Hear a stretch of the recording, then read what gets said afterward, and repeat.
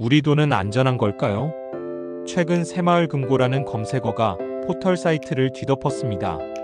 불과 몇 년 전만 해도 지역 서민 금융을 대표하는 기관으로 신뢰받던 새마을금고. 그런데 지금은 정반대의 이유로 주목받고 있습니다.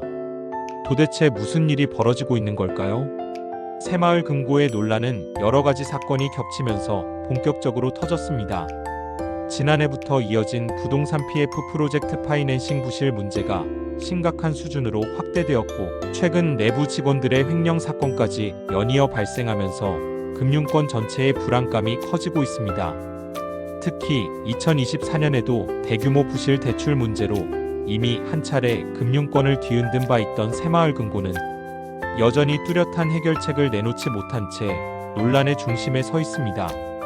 이슈의 핵심은 크게 두 가지입니다. 첫째, 부동산 PF 대출 부실 문제입니다. 새마을금고는 부동산 시장이 화랑일 때 대규모 PF 대출을 진행했지만 금리가 급등하면서 채무 불이행이 속출했고, 이로 인해 대규모 손실이 발생했습니다. 작년에는 일부 지점에서 대출 연체율이 10%를 넘어서며 사실상 금융 리스크가 현실화된 바 있습니다.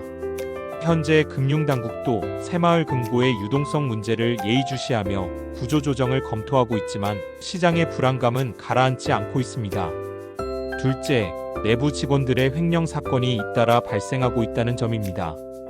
최근 몇 년 동안 새마을금고 내부에서는 수백억 원대의 횡령 사건이 지속적으로 터져나왔습니다.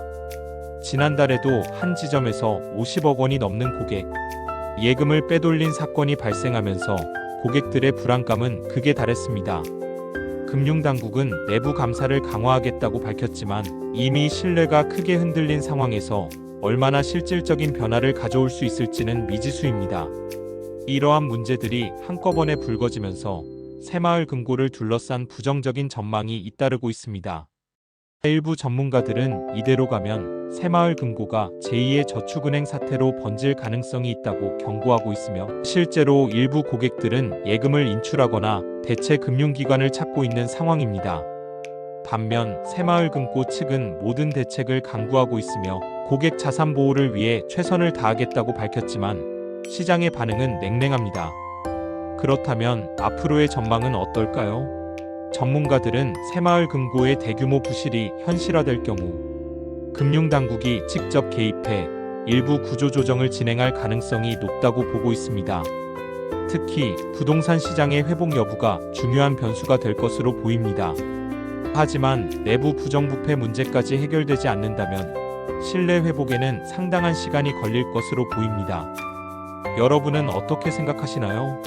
새마을금고의 문제, 단순한 금융 위기일까요? 아니면 근본적인 구조적인 문제일까요? 여러분의 의견을 댓글로 남겨주세요.